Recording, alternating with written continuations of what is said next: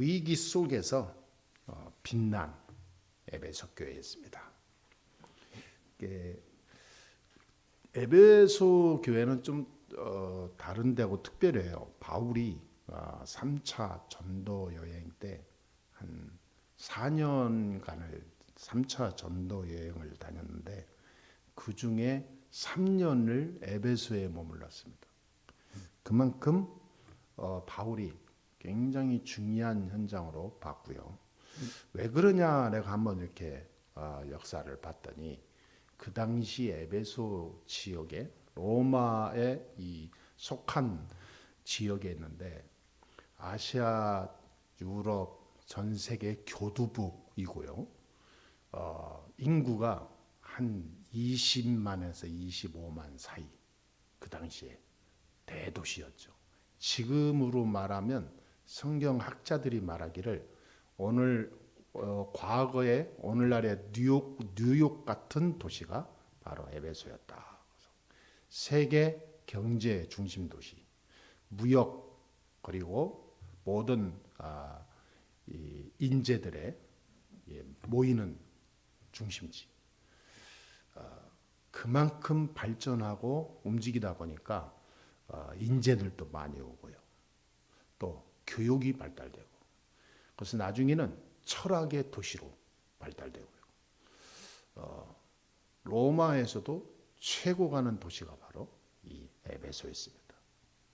그런데 문제는 꼭 그래요. 세상 문화가 발달하면 꼭 오는 문제가 있어요. 영적 문제라는 거죠.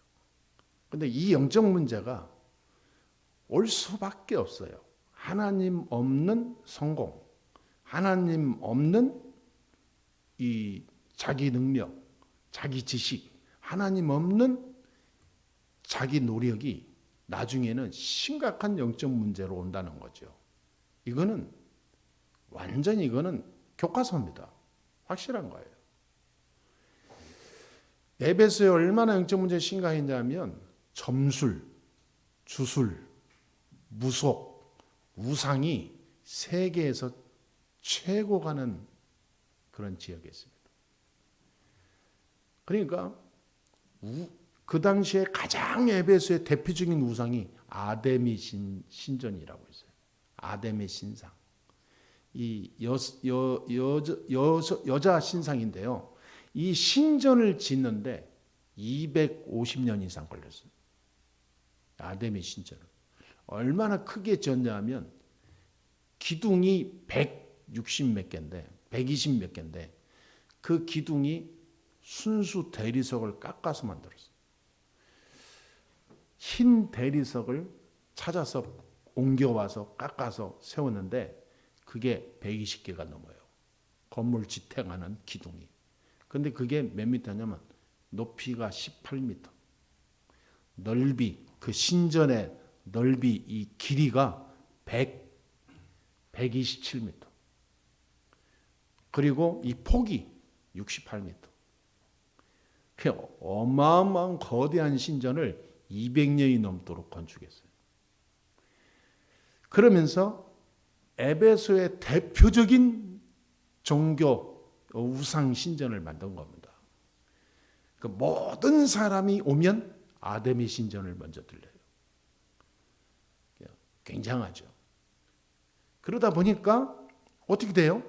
우상 경제, 우상 문화, 우상과 관련된 이 기술과 이런 것이 발달되는 거예요. 조각, 그림, 그리고 기념품 같은 거 이런 거. 이거를 팔고 사고 만드는 막 이 기술자들, 또 장사꾼들, 이 사람들이 에베소 도시 안의 경제를 쫙 차지하고 있는 거예요. 그런 가운데 여러분 영적 문제가 얼마나 오겠어요? 정신 문제 심각하죠.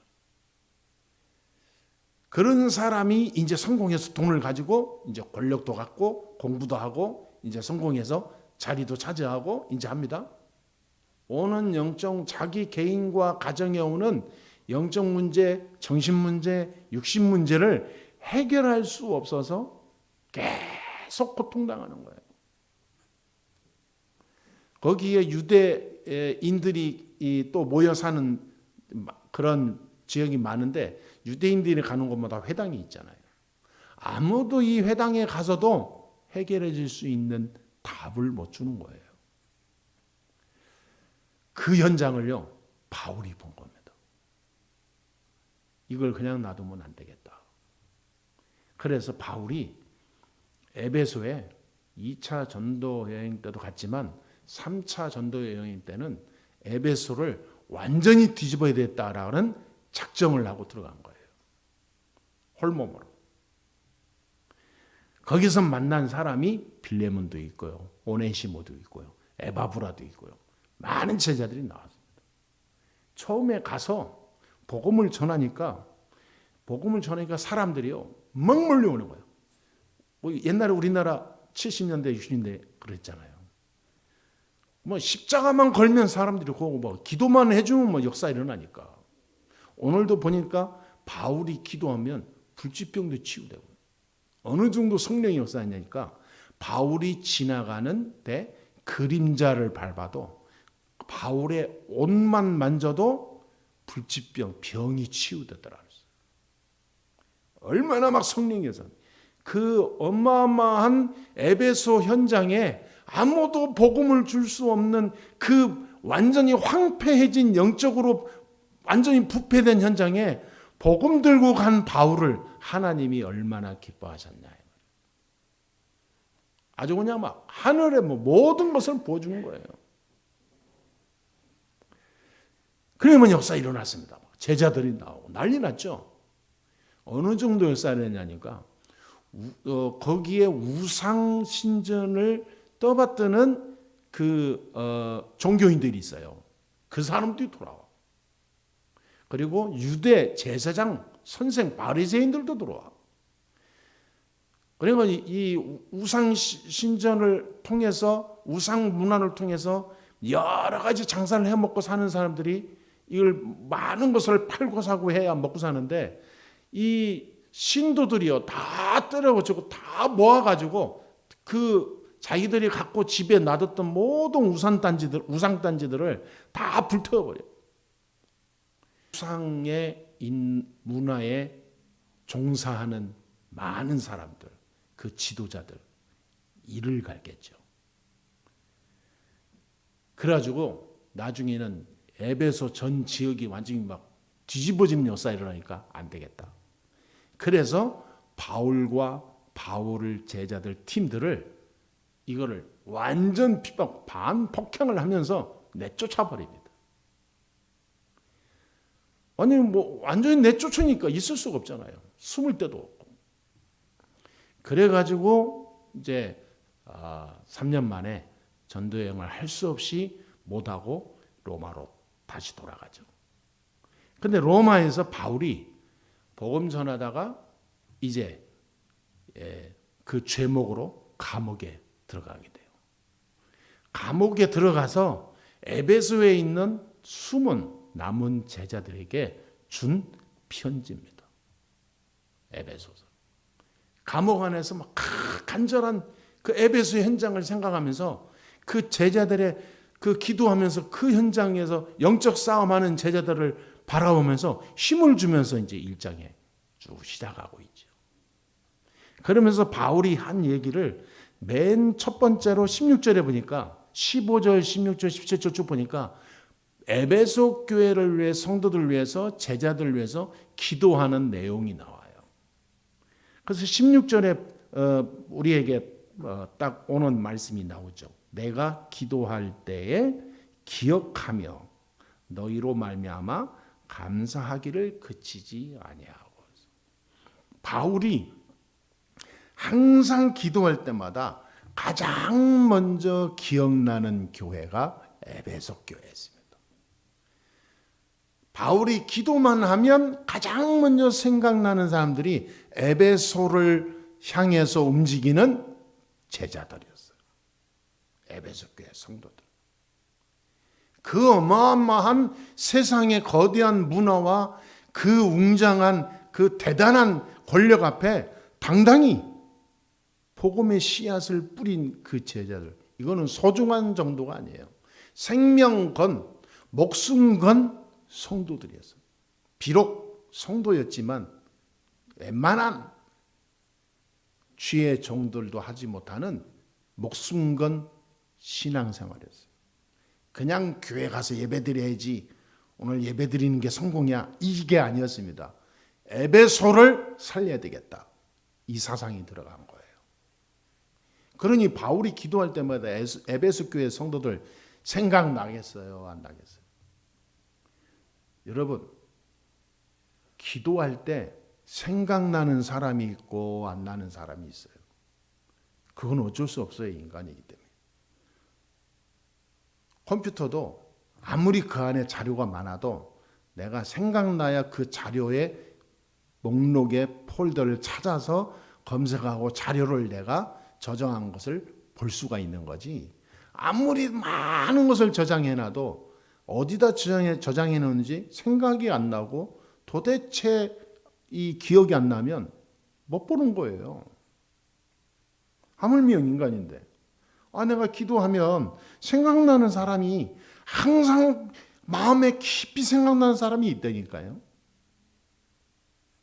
여러분은 어떤 분인가요? 제가 기도할 때 가장 먼저 생각나는 사람인 줄 믿습니다. 아멘. 예. 이게요, 그냥 넘어가는 말이 아니에요. 이게 굉장한 거예요. 이 에베소 교회 성도들이 이게 보니까 보통 사람들이 아니에요. 야, 완전히 영적으로 피폐해진 땅 안에서 복음 시작했다는 게 대단하죠. 이 나중에 에베소에서 그 전에 쫓겨나기 전에 바울이 뭘 했냐면, 처음에는 막 전도하러 다녔어요. 그러다 막 소동이 일어나고 난리 났죠. 그래서 시작한 게 두란노 서원이에요. 그래서 석 달 동안 두란노 서원에서 담대히 복음을 전하고 제자를 양육했죠. 그런데 석 달로 그치지 않고 이 일을 2년 동안 지속했어요. 바울이 방향을 튼 겁니다. 에베소가 내가 혼자 하고 막 다니는 군중 집회하고 다닐 수는 없으니까, 상황이 이러니까 숨어서 제자들을 키우자. 숨어서 제자 운동 2년 동안 했는데 대역사가 일어난 거예요. 그때는 이제 그 아무리 권력 센 왕이라도 막지 못하는 상황까지 온 거예요. 2년 만에 에베소와 아시아에 사는 모든 사람은 복음을 듣더라 그랬어요. 대단하죠. 이게 사도행전 19장에 있는 내용이, 에베소 전도 내용이 똑같이 나와요.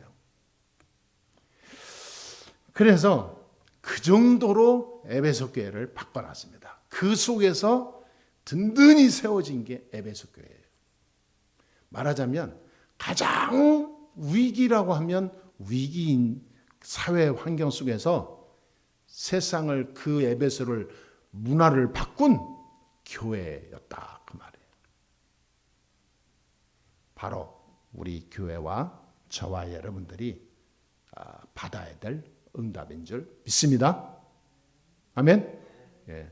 그래서 이 사도행전 19장도 그렇지만 에베소서 그 전체를 읽어보면 바울이 그냥 기도고 그냥 위로가 아니라 에베소 교회가 담당하고 가야 될 에베소 교회에 하나님이 주신 이 천명, 소명, 사명이 나와요.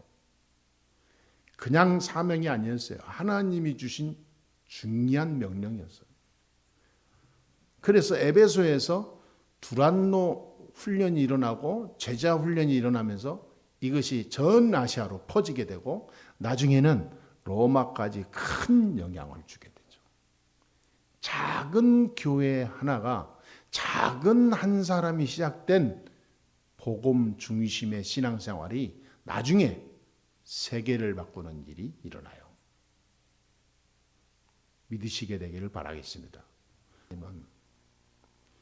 우리 복음 가진 우리 교회와 여러분을 통해서 하실 일이 아직 무한대로 남아있다. 지금의 약간의 그런 과정 속에 우리가 그런 흔들리거나 염려할 게 하나도 없어요. 하나님은 언제 어떻게 어느 상황에서 역사할지 아무도 몰라요. 그렇죠? 근데 오늘 에베소 교회 성도들 통해서 그 일이 일어났다니까요. 그 엄청난 흑암의 그 현장을 이렇게 뒤집을 줄 누가 예상했겠어요? 아무도 상상 못했어요. 위기 왔다고요? 그거 위기 때문에 하나님은 새로운 재창조의 역사가 일어날 줄 확신합니다. 그래서 복음 가진 자는 절대 죽지 않아요. 오늘 말씀을 이렇게 정리를 해봅니다. 우리가 정말 하나님의 자녀라고 한다면 다른 거 너무 우리가 좀 휘둘리거나 너무 이렇게 세상 거, 우리의 가진 거, 또 내 속에 있는 나만 가지고 있는 틀, 너무 이렇게 나만에 갖고 있는 그 잡힌 이 왁구 있잖아요. 왁구 틀. 그거를 너무 이렇게 지키려 하고 자기 자신의 꼭 무슨 콘크리트처럼 딱 굳어 있지 맙시다. 하나님 앞에 그냥 말씀이고 하나님의 은혜라면 정말 하나님 계획이고 하나님이 원하시고 정말 하나님이 정말 기뻐하시는 일이라면 정말 복음이라 한다면 나도 복음화가 돼야 되겠구나. 오늘 바꿔야 돼요. 바꾸지 않으면 힘듭니다. 바꾸지 않으면요 세상 문화에 나도 치여요. 나도 모르게 또 걸려들어요. 왜냐하면 우상 문화, 세상 문화, 이 타락 문화, 하나님 떠난 이 세상은요 반드시 병이 오는데 눈에 안 보이는 병이 계속 옵니다. 자기도 모르는 영적 문제 계속 가지고 살아요. 어떤 사람은 자기가 자신이 잘하고 있다고 생각해. 근데 옆에서 보면 저러면 안 되는데 싶을 때가 참 많거든요. 그래서 자기도 모르는 영적 문제를 자기가 자랑으로 사고 살아요. 그리고 안 보이는 병 많습니다. 숨겨진 병. 그리고 눈에 보이는 병도 이루 말할 수 없고요. 그래 여기저기 사람들이 막 시달림이고요. 막 완전히 다 잡혀 있는 사람, 중독된 사람 어마어마히 많습니다. 지금. 그래서 이 치유라는 단어가 이제는 좀 낯설지 않게 되었어요. 세상에서도 치유 이거 어마어마하게 지금 강조합니다. 옛날에는 뭐 기도로 치료받는다 막 그 이상한 그게 몸에 나타난 병을 얘기했는데 지금은 몸에 나타난 병이 중요한 게 아니라 눈에 안 보이는 내 속에 숨겨진 영적인 문제에서 시작된 병을 그거는요 도대체 이 세상이 감당할 수 없거든요. 그래서 우리가 복음을 알았지만 그리스도라고 하는 이 복음을 알았으면 그 그리스도가 내 안에 모든 문제 해결자라는 사실을 믿고 이거를 움직여야 돼요. 그래서 복음화가 돼야 됩니다. 복음화가 되었으면 그 다음부터는 말씀 성취화가 돼야 돼요. 말씀 성취가 되는지 안 되는지 관심 없이 생각 없이 살면 사단에게 눌리고 세상 문화에 눌려요. 절대 이길 수 없습니다. 마음은 원이로되 육신이 연약하여 그러잖아요. 그 말은 뭐냐면 절대로 세상에서 서밋될 수 없어요. 그래서 말씀 성취화. 말씀 성취되는 것에 저와 여러분은 모든 심혈을 기울여야 돼요. 하나님 말씀 왜 줍니까? 듣고 그냥 하고 그냥 가라고 줍니까? 현장에서 응답하실 것을 주고 하나님의 성취하는 것을 따라서 가라고 주는 건데 우리는 그냥 아무 의미 없이 앉았다 가면 그거는 예배가 아니잖아요. 말씀 성취화. 그래서 나와 현장을 치유하는 치유화. 이제는 치유하러 가는 거고 도전하러 가는 거고 서밋에 서서 세상을 살리러 가는 거다. 이제는 우리가 어떻게 사냐가 아니라 살리는 자다. 할렐루야. 여러분 사업이 잘 된다 안 된다가 아니라 아무 의미 상관없다. 하나님은 나를 붙들고 있다. 그러니 하나님이 붙들고 있는데 망할 리가 있습니까? 하나님이 붙들고 있는데 왜 망합니까? 하나님이 붙들고 있는데요. 우리가 어떻게 세상의 꼬리가 됩니까? 머리가 될 수밖에 없죠. 서밋의 축복을 가지고 세상을 살리러 가라 그 말이요. 살리는 자는 성공합니다. 내가 살려고 몸부림치는 사람은요 늘 당해요. 왜? 시작부터 불신앙이에요. 내가 살아야지 어떻게 해야지. 출발이 불신앙이에요.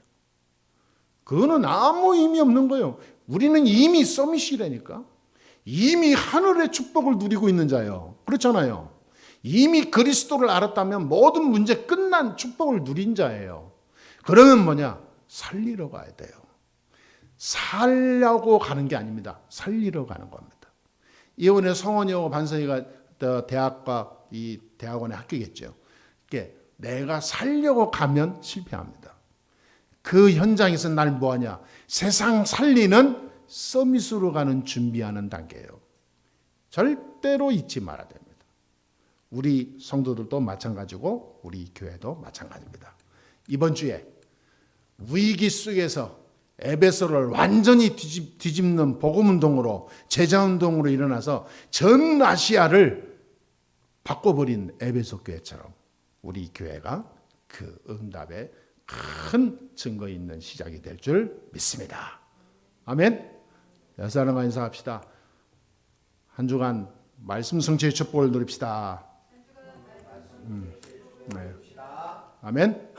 네, 기도하겠습니다. 하나님 감사합니다. 오늘도 하나님 앞에 영광을 드립니다. 에베소 교회를 통해서 하나님이 역사하신 그 전도와 복음, 생명운동, 세상 살리는 복음운동이 우리 예수사랑교회를 통해서 일어나게 주옵소서. 코로나와 전 세계 정치와 모든 환경 속에 지금 우상과 세상 문화가 복음이 희미한 시대가 됐습니다. 복음 전하기에 정말로 어려운 시대가 됐습니다. 때로는 위기라고도 합니다. 하나님 이러한 시기에 하나님이 준비한 하나님이 예비하신 복음운동의 참 서밋으로 우리 성도들을 세우사 하나님 전 지역과 나라와 시대를 살리는 하나님의 큰 전도운동의 주역이 되게 하여 주옵소서. 우리 주 예수 그리스도의 이름으로 기도하옵나이다. 아멘.